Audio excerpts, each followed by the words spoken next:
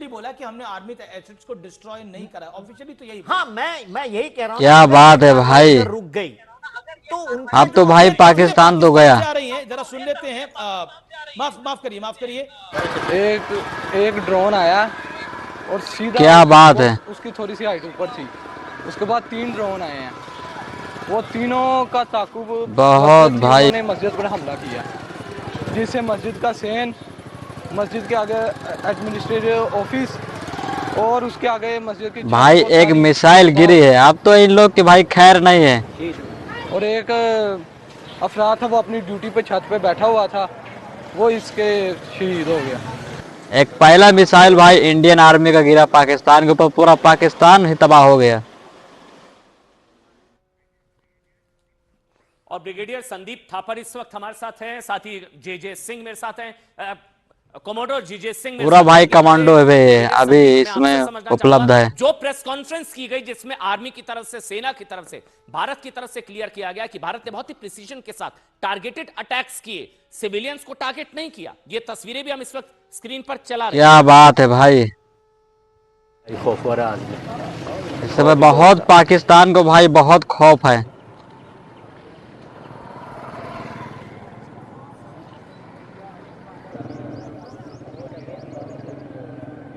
Brigadier Sandeep Thapar, अगर आप तक मेरी आवाज पहुंच रही है, आपका रिएक्शन, जिस तरह से भारत ने रिएक्ट किया, जिस तरह से भारत ने घर में घुसकर मारा, 25 मिनट, 9 शहर और 21 आतंकी, देख लीजिए भाई, 21 आतंकी कैंप। ये होता है भाई एक सिंदूर का ताकत। खुशी हो रही है। कुछ ये लोग जिस वजह से धर्म पूछ के मारा है, ये लोग धर्म बता के अब पाकिस्तान को सबक सिखाने का टाइम आ गया है। आपको ये सबसे पहले तो मैं प्रशंसा करूंगा आर्म फोर्सेस की, कितनी प्रिसिशन के साथ प्लानिंग की है। देखिए 22 को ये हुआ, 23 को प्रधानमंत्री ने सीसीएस बुलाई, तीनों चीफ बुलाए, अपना माइंड दिया होगा, एम दिया होगा कि मुझे ये इफेक्ट चाहिए। उसके बाद अभी 6 तारीख को लॉन्च हुआ है रात को कल, तो 5 तारीख तक डिटेल्स फाइनलाइज हो गई होंगी। तो ये 10-12 दिन में एनआईए, रॉ, आईबी, मिलिट्री इंटेलिजेंस, डीआईए, इन सब से इंटेलिजेंस गैदरिंग, फिर इतने सारे एलिमेंट्स को मैच करना, कोऑपरेट करना, मिसाइल्स, एयरफोर्स, आर्टिलरी, आपके ड्रोन्स, ये सब एलिमेंट्स को इकट्ठे करना बगैर इंटेलिजेंस गवाए, बगैर कुछ लीक किए, किसी को पता ना चले। और विभिन्न, मेरे हिसाब से भी और डिटेल आएंगी, 8-10 जगह से ये चीजें लॉन्च की होंगी। कितनी कोऑर्डिनेशन, बहुत फैंटास्टिक कोऑर्डिनेशन की और बिल्कुल प्रिसिशन टारगेटिंग की है। जहां हिट करना चाहते थे वहीं हिट किया है। दूसरी बात, मुझे इस बात की खुशी है कि अनलाइक उड़ी और बालाकोट जहां हमने सरप्राइज फैक्टर था, यहां प्रधानमंत्री ने पहले बोल दिया था कि हम टारगेट करेंगे। तो जिसे कहते हैं ना, हम कह के मारा है, हमने बता के कि हम आपको रोकेंगे और हमने किया है। तो ये इससे कन्वे होता है कि अच्छा, मैं पाकिस्तान आपसे पूछ रहा हूं कि डैमेज कितना बड़ा है आपके अकॉर्डिंगली, डैमेज कितना बड़ा होगा और कितने आतंकी मारे गए होंगे? एक एस्टिमेट है, कोई कह रहा है 100, कोई कह रहा है 200, कोई कह रहा है ये नंबर 350 क्रॉस कर जाएगा। What is your estimate? देखिए मैं I won't venture a guess, because ये अभी डैमेज जो हुआ है 1-2 दिन में आएगा। ऑफकोर्स पाकिस्तान तो छुपाएगा, झूठ बोलेगा, लेकिन कहीं ना कहीं से आ जाएगा। आज के सोशल मीडिया के दस्ते में आप सिर्फ 48 घंटे दिए, पूरी डिटेल्स आ जाएंगी। लेकिन जिस प्रिसिशन से किया है, हमने इंटेलिजेंस गैदर की होगी, तो जरूर उसके अंदर लोग होंगे, वो डिस्ट्रॉय हुआ होगा। फिगर 100 हो सकती है, 200 हो सकती है, लेकिन इस टाइम कुछ टू पुट अ फिंगर मुश्किल होगा। लेकिन मैं सिर्फ आपसे गुजारिश करूंगा हिंदुस्तान से कि 2 दिन और रुके, पूरी डिटेल्स आ जाएंगी। हमने ऑलरेडी बता दिया है कि हमने क्या क्या टारगेट किया है। पाकिस्तान उसको चाहे भी तो छुपा नहीं सकता, क्योंकि ये सारे लोकेशंस सेंट्रल जगहों पे हैं। संदीप, लेकिन इसमें यह भी कहा जा रहा है कि शायद मसूद, जो अभी अमीश भी बता रहे हैं, जो जगह जगह रिपोर्ट्स आ रही है, मसूद अजहर के परिवार के काफी लोग मर गए हैं।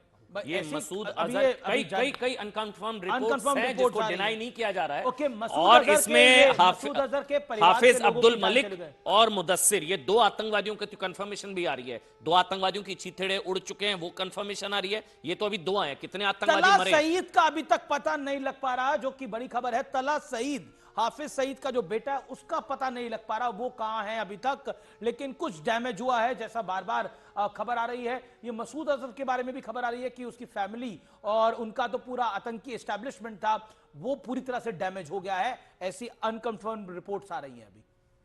देखिए, जिस तरीके की स्ट्राइक हुई है तो एक सीधा संदेश जाता है कि लश्कर तैयबा, जैश ए मोहम्मद और हिजबुल मुजाहिदीन, इनको हमने टारगेट किया है।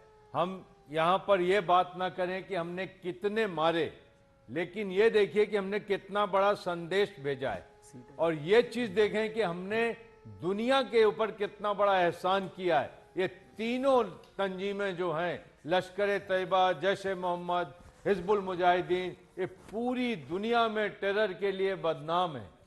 और यहाँ पर जिन जगहों को हमने टारगेट किया है, पूरी दुनिया के बड़े बड़े आतंकी हमलों का प्लान यही बना था।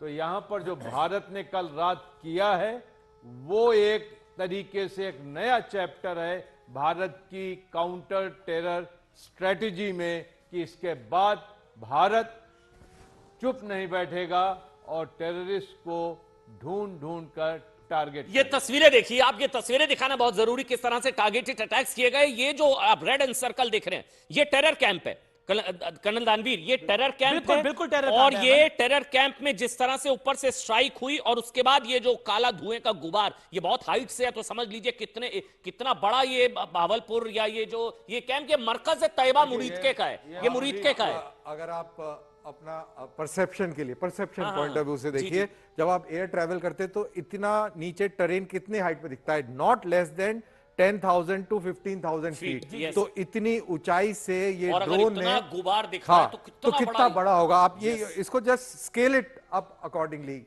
आप अंदाजा लगाइए कि कितना जबरदस्त होगा। अच्छा, और आपके सोर्सेज क्या कह रहे हैं कि मसूद अजहर को डैमेज हुआ है? जिस तरह की रिपोर्ट्स आ रही हैं, अनकंफर्म्ड रिपोर्ट्स आ रही हैं। उनकी फैमिली, उसकी अब फैमिली, इस तरीके के तो काफी इंफॉर्मेशन आ रही है, लेकिन क्या रियल है मैं ये तो अभी मैं वेट एक करना चीज पड़ेगा। बताना चाहता हूं आपको।